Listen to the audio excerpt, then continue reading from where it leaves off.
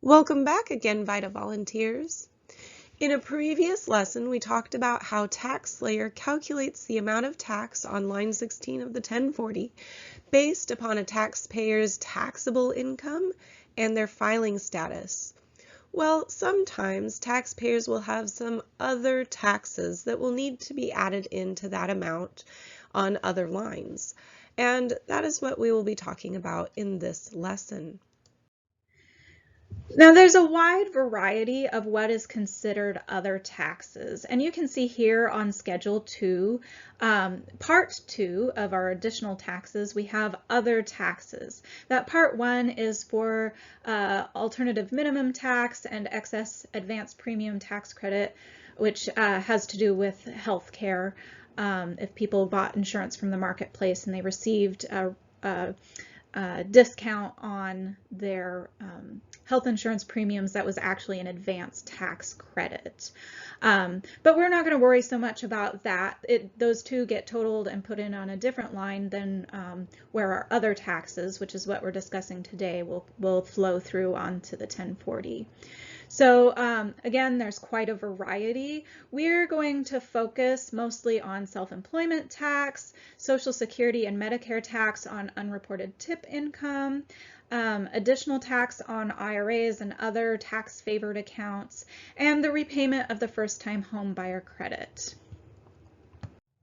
I wanted to show you that Part 2 for other taxes does continue on to page 2 of Schedule 2. And you can see here that there is a long list of different other taxes, and I just wanted you to be aware that they're there. Most of these are going to be out of scope for VITA altogether, and a lot of our other taxes are out of scope for our basic certified preparers. So our advanced preparers might be able to help with more of them. So there are a lot of scope issues to be concerned with when we get into other taxes. So just a reminder that we have the scope table right at the beginning of publication 4012. So if people come in with a tax situation and you're not sure whether that's in scope or out of scope, check the publication 4012. And you can see here on the left, that first column, the picture that I'm showing you is all of Schedule 2 things that might occur on a Schedule 2. Of course, the table is much longer, and you'll see F with a form number next to it. So, you know, it covers all of the different forms and schedules. And then it has that little code with the S or the F and then a number. That second column refers to the line item on that form. And the third column tells us whether this topic or this line item is in scope or out of scope for VITA as a whole. So you can see in our row 1, it says no, and if we go a column over, you can see that's for alternative minimum tax. So any return with alternative minimum tax is going to be out of scope for the VITA program as a whole. Fortunately, that's not a limiting issue with our clientele. Our clientele usually don't produce the kinds of returns that have an alternative minimum tax. But there are some other areas where you might run into a client who has a certain tax situation that's out of scope for VITA, in which case we kindly tell them that this year they'll need to see a paid preparer to prepare their return. You can see in that fourth column over, you know, sometimes there's a little more information about some things on that line are in scope and other things that would be reported on that line would be out of scope. And then our last column talks about whether our volunteer needs to be advanced certified or basic certification. If it's blank, it means anybody could do it, or it might be something that's out of scope entirely for VITA. You'll see that sometimes a basic certified volunteer can help with some things on that particular line, but other things would need advanced certification. After the other taxes are totaled up, calculated and totaled up on the Schedule 2, here's where they flow onto the 1040. And again, we're on page 2 at this point in our trainings. And you can see line 23 is their other taxes, including self-employment tax, from Schedule 2, line 21. So all those other taxes get totaled up onto line 21, and then they flow here onto the 1040. So let's dig into our other taxes, and we'll begin with the self-employment tax. And what this really is just Social Security and Medicare that was not taken out through an employer. So this is our people who are sole proprietors. They're filing a Schedule C. They're going to need to pay these taxes if they had $400 or more of self-employment income during the year. Now, it's important to note that this type of return is going to require an advanced certification. So if you're doing the basic certification, this is not a return that you would be helping with. You would need to send that client on to one of our volunteers who has advanced certification, or we would need to send them to another program. I do think that we are more likely in this last year to see this kind of client, just because things like driving for Uber or Postmates, which a lot of people took up during the pandemic, does require this Schedule C. And so we're going to find clients who weren't realizing that essentially what they were doing was starting a business. So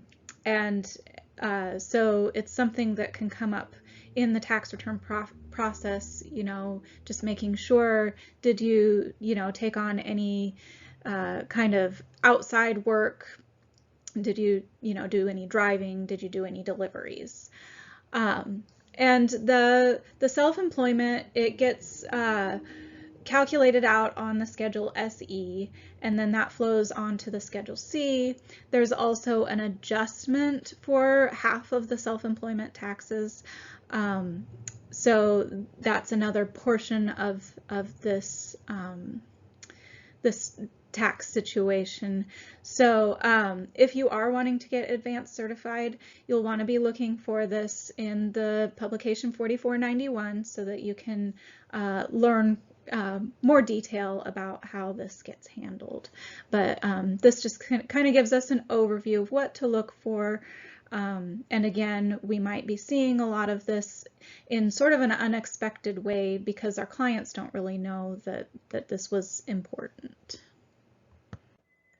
The next other tax we are covering is tax on unreported tip income.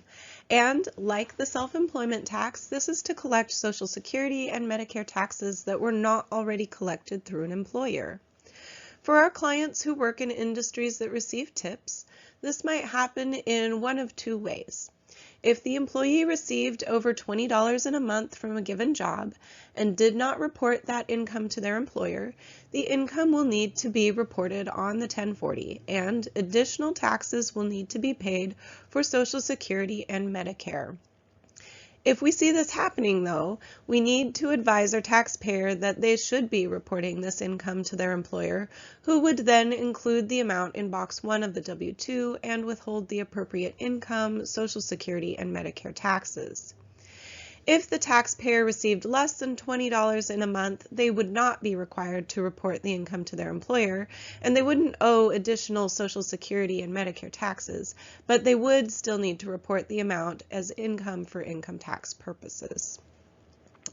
The other way we might see additional tax on tip income is for allocated tips, which are an amount that employers in certain industries are required to report if reported tips were less than the taxpayer or the employee's share of 8% of food and drink sales. In this case, we would see an amount in box 8 on the Form W-2.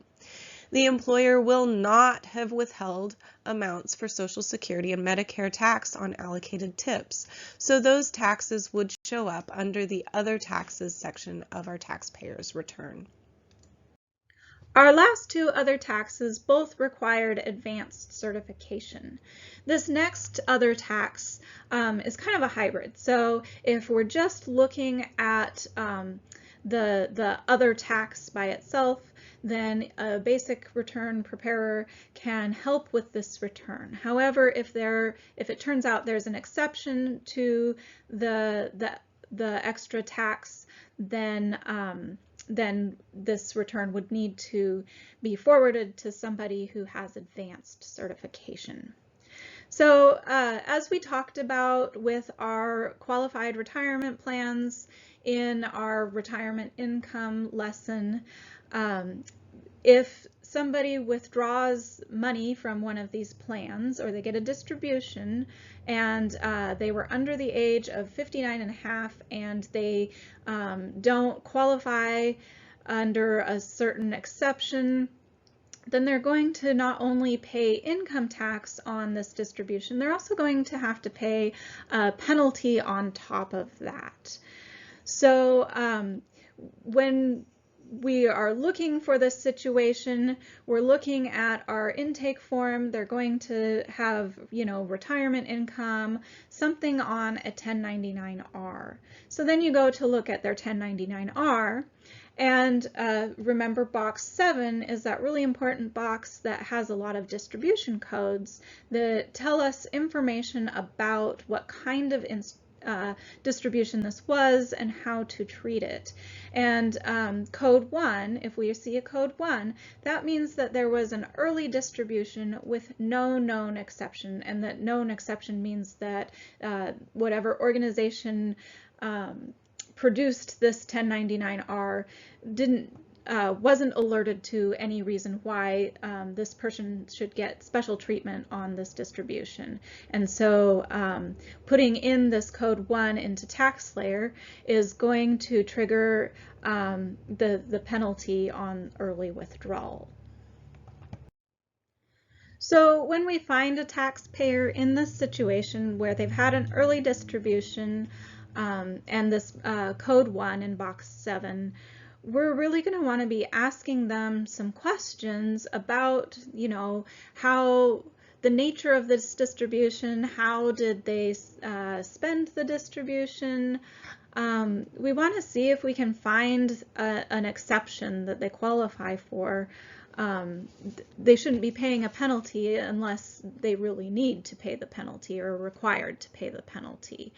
So even if you are a basic tax return preparer, you still will need to be familiar enough with some of the exceptions, or at least know where to look them up, because if we go through some questions with this taxpayer and find out they do qualify for an exception, we want to get them again forwarded on to a volunteer that is certified with advanced certification, so that we're not causing people to have to pay this penalty that they aren't required to pay. So it's important, regardless of whether you are certifying at basic or advanced, that you are familiar enough to know to look for an exception. So if there is an exception, if there's no exception and somebody is required to pay the penalty, then TaxSlayer automatically calculates that and produces the right forms. But if there is an exception, there is another input screen where that exception gets input. It generates this form 5329, and there's a drop down with a list of common exceptions. So there's a little bit of extra preparation involved and input involved with an exception.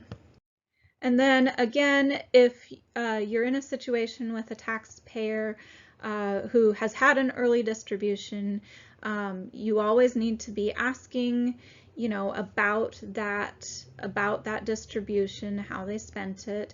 In Publication 4012, Tab H, there is a list of some common exceptions. So, you can go and to the 4012 and kind of look down this list and, start asking questions related to the things on this list.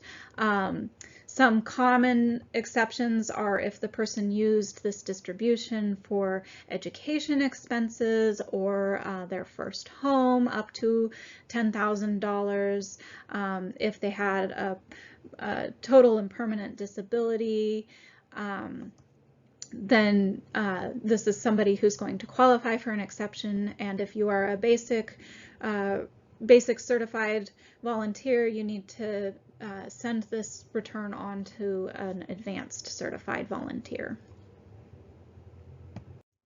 And the last other tax that we are going to be discussing for this lesson is the first-time home buyer credit, which is actually it's a repayment of an interest-free loan. This credit was only available in this repayment form in 2008. And so this is for our taxpayers who in 2008 took a credit that gave them up to $7,500 that they were able to put towards their purchase of their first home. And each year, starting in 2010, this taxpayer is expected to repay that credit, because it was really a loan, $500 a year for 15 years. So our taxpayers who are in this situation, they've been paying for every year for a while, so it's likely that they are going to recognize that they are in this situation, but sometimes people might forget in the shuffle of all the other paperwork. And then it's important to note too that if there was a change in the use of the home that they got this credit for, it's going to accelerate the repayment. So whatever's left for them to repay, they would need to pay it all. So this is for people who sold the home, or if it's no longer their primary residence and now they're using it as a rental, that would also cause them to need to repay the loan in full. And our intake form has a question specifically about this, that if our taxpayer received their first-time home buyer's credit in 2008, to help, again, cue them to remember that this was something that occurred and that's something that's going to need to end up on their return. And when somebody has taken this credit, there is a special form to